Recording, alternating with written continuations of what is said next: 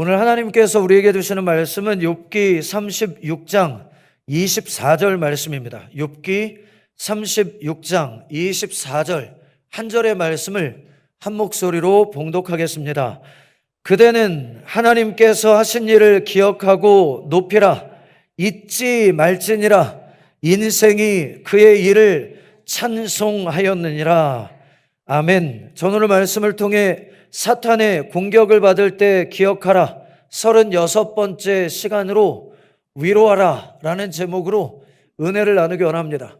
엘리후라고 하는 친구가 욥의 고난 가운데에 그를 향하시는 하나님의 뜻을 친절한 말과 위로, 격려를 통해서 다시 한 번 더 소망을 얻도록 돕는 내용을 함께 나누고 있는데, 오늘 말씀에는 세 번째 엘리후를 통한 욥을 향한 하나님의 마음이 기록이 됩니다.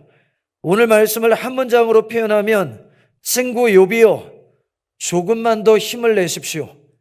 당신은 할 수 있습니다 라고 하는 격려의 내용이 담겨 있는 걸 보게 됩니다. 먼저 1절로 10절에 기록하기를 선하신 하나님께서 당신과 함께 계십니다.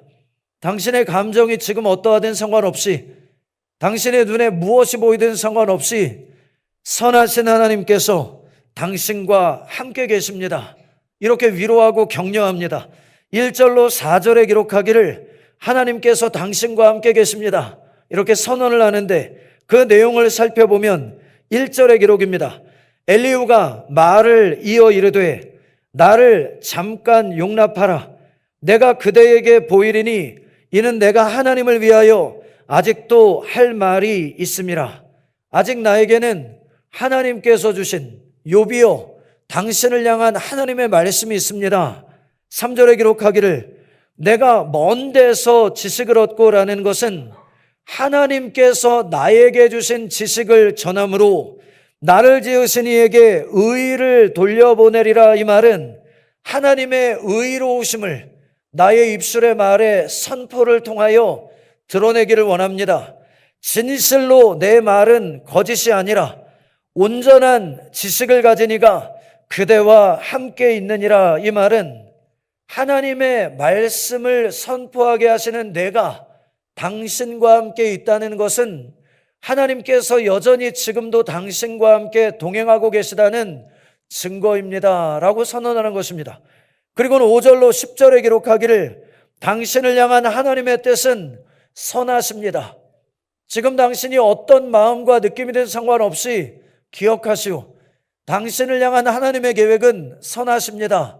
그리고는 하나님이 어떤 분이신지 세 가지로 선포를 합니다.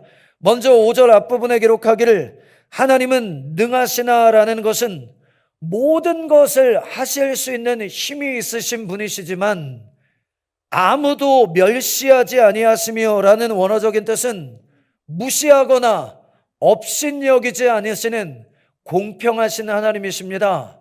인격적인 하나님이십니다. 이렇게 선언합니다. 또 하나님은 어떤 분이신가? 5절 뒷부분에 기록하기를 그의 지혜가 무궁하사라는 것은 하나님께 있는 완전한 지혜로 인하여 하나님은 그 어떤 일도 실수하지 않으시는 분이신데, 6절에 기록하기를 악인을 살려두지 아니하시며 라는 것은 하나님은 죄악을 방치하지 않으시고 반드시 그 죄악에 대하여 책임을 물으시는 하나님이십니다. 하나님은 공의로우신 분이십니다. 또 세 번째, 하나님은 어떤 분이신가? 6절 뒷부분에 기록하기를 고난받는 자에게 공의를 베푸시며 죄악으로 고통받는 자, 연약한 자를 긍휼히 여기시고 지키시고 보호하시는 하나님이십니다. 욥이여 기억하시오. 당신과 함께 계신 하나님은 선하신 분이십니다. 그 하나님은 공평하시며 그 하나님은 죄악을 방치하지 않으시고 그 하나님은 고난당한 연약한 자를 돌보시는 분이라는 것, 그것을 지금 현재 당신이 겪고 있는 고난과 상관없이 끝까지 믿어야 할 것입니다. 이렇게 욥을 격려하고 있는 것입니다. 그리고 엘리후가 두 번째 고난당한 욥에게 위로와 격려의 말을 선포합니다. 11절로 7절로 21절까지 말씀에 기록하기를 고난 중에 악을 행하지 않도록 주의하십시오. 고난으로 말미암아 악을 행하지 않도록 주의하십시오. 이 격려와 위로를 선언하는데 내용을 살펴보면 7절의 기록입니다. 그의 눈을 의인에게서 떼지 아니하시고 그를 왕들과 함께 왕좌에 앉히사 영원토록 존귀하게 하시며, 이 뜻은 하나님은 의인을 더 존귀하게 세우시기 위하여 일하시는 분입니다. 하나님은 의인들에게 더 많은 관심을 가지고 계시고 그 의인들이 더 존귀한 자리에 설 수 있도록 연단하시고 훈련하는 분이십니다.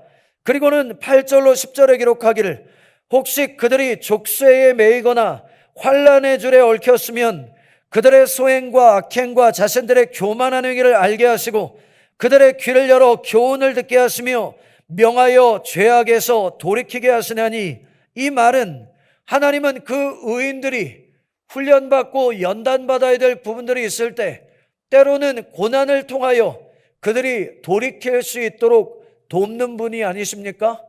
이 격려와 위로의 말 속에는 욥이 하나님께 의인으로서 연단을 받고 있구나라고 하는 친구로서의 인정과 격려의 마음이 담겨 있습니다. 또 11절로 12절에 기록하기를 만일 그들이 순종하여 섬기면 형통한 날을 보내며 즐거운 해를 지낼 것이요 만일 그들이 순종하지 아니하면 칼에 망하며 지식 없이 죽을 것이니라. 중요한 것은 하나님이 우리에게 고난을 주실 때 그 고난을 어떤 태도로 받아들이는가, 이것이 매우 중요합니다. 왜냐하면 많은 사람들이 고난을 겪습니다. 그러나 그 고난의 결과가 성장과 성숙의 열매를 맺는 사람이 있는가 하면 어떤 사람은 그 고난으로 말미암아 죄악과 사망의 열매를 맺기 때문입니다. 우리가 고난을 겪는가 겪지 않는가가 중요한 것이 아니라 고난이 다가올 때 그 고난을 어떤 태도로 받아들이는가, 그것이 중요합니다. 그리고 뒤에 13절로 14절에 말합니다. 마음이 경건하지 아니한 자들은 분노를 쌓으며 고난 중에 감정을 다스리지 못하는 사람이 있는가 하면 하나님이 속박할지라도 도움을 구하지 아니하나니, 고난 중에도 하나님께 도움을 요청하지 않는 사람들이 있으며 그들의 몸은 젊어서 죽으며 그들의 생명은 남창과 함께 있도다라는 것은 고난으로 말미암아 죄와 사망의 열매를 맺는 수많은 돌이키지 않는 악인들도 있기 때문입니다. 욥이요, 지금 당신이 당하고 있는 그 고난은 의인으로서 하나님이 더 존귀하게 세워가시고자 하는 하나님의 큰 계획이 있습니다.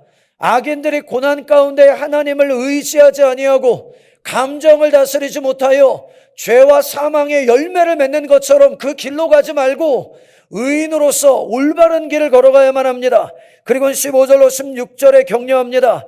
하나님은 곤고한 자를 그 곤고에서 구원하시며 학대당할 즈음에 그의 귀를 여시나니, 쉽게 표현하면 아침이 다가오기 직전 새벽이 가장 어두운 법입니다.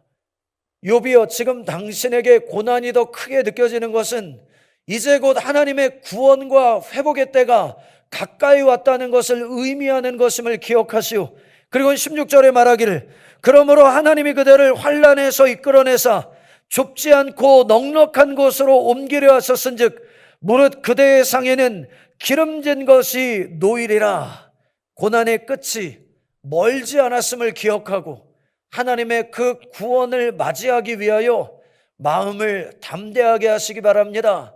그리고 연이어 선포합니다. 17절에 기록하기를 이제는 악인의 밤을 벌이 그대에게 가득하였고라는 것은 악인이 받는 고난을 내가 의인임에도 불구하고 받는 것처럼 느껴질지라도, 욥이여, 당신이 악인들과 다르지 않은 것처럼 그렇게 하나님이 당신을 대하는 것처럼 느껴질지라도 심판과 정의가 그대를 잡았나니라는 것은 결국 믿음의 연단을 통해 하나님의 뜻을 당신의 삶에 이루실 것이니 그대는 분노하지 않도록 조심하며 고난 속에서도 감정을 잘 다스리고 많은 뇌물이 그대로 그릇된 길로 가게 할까 조심하라.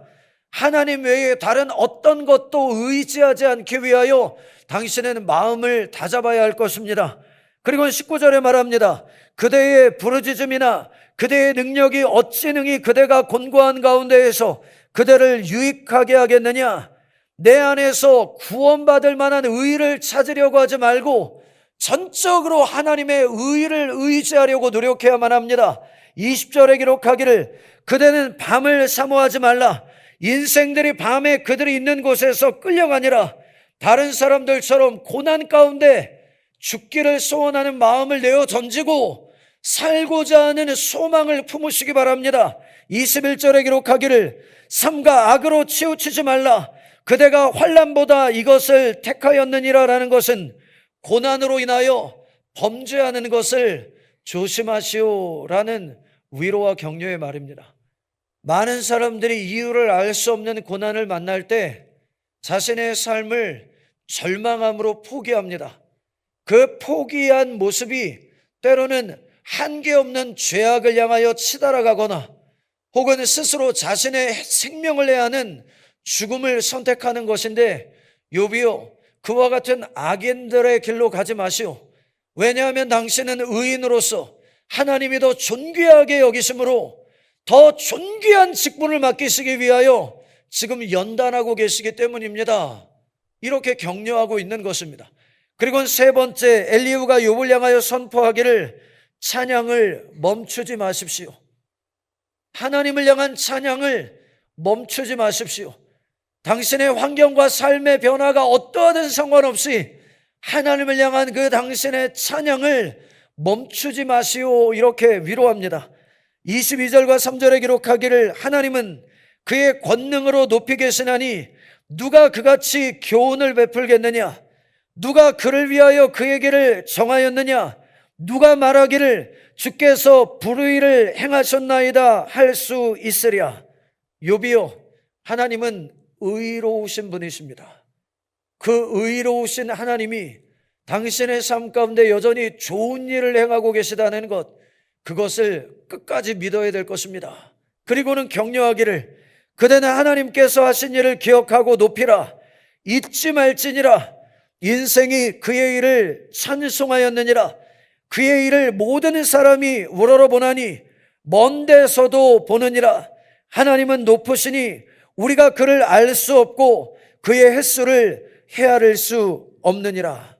욥이여, 당신이 지금 당하고 있는 그 고난과 삶의 인도하심의 목적을 다 깨닫고 이해할 수 없다 할지라도 하나님은 좋으신 분이시며 그 좋으신 하나님이 우리의 삶을 통해 반드시 의로운 일을 이루실 것임을 믿는 믿음으로 인하여 당신의 감정과 당신의 느낌과 상관없이 하나님을 계속해서 찬양하시기 바랍니다. 그렇게 하나님과 동행한다면 반드시 당신의 삶 가운데 하나님의 놀라운 구원의 역사가 임할 것입니다. 이렇게 위로를 하는데 욥이 한마디도 엘리후의 말에 대하여 대답을 하고 있지는 않지만 그 욥이 엘리후의 이 말들을 들으면서 얼마나 큰 위로와 격려를 받았을까. 이게 말씀을 묵상하는 제3자인 저에게도 느껴졌습니다. 이 말씀을 묵상하는 내내 어떤 생각이 들었느냐? 나에게 이런 친구가 있다면 세상 살만 나겠다. 어떤 고난과 어려움 속에서도 살만 나겠다. 나와 여전히 함께 동행하고 계신 하나님을 기억하게 해주는 친구, 내 삶을 통해 반드시 하나님의 뜻이 이루어질 것임을 함께 믿어주는 친구, 그래서 고난 속에서도 나와 함께 찬양할 수 있는 친구, 그런 친구가 한 사람이라도 곁에 있다면 이 땅에서 우리가 어떤 고난과 어려움을 만날지라도 하나님의 뜻을 이루는 믿음의 길로 넉넉히 승리할 수 있겠구나, 이런 마음이 들었습니다. 바라기는 저와 여러분이 우리 순복음 중앙교회 80여 동역자들에게 그런 친구가 되어주시기를 부탁을 드리고, 또 지역사회에 하나님을 믿지 않는 영혼들, 의지할 곳 없는 인생들에게 이 격려와 위로를 늘 선물함으로 하나님의 사랑이 어떤 것인가를 기억하게 하는 믿음의 길을 걸어주시기를 예수님의 이름으로 부탁을 드립니다.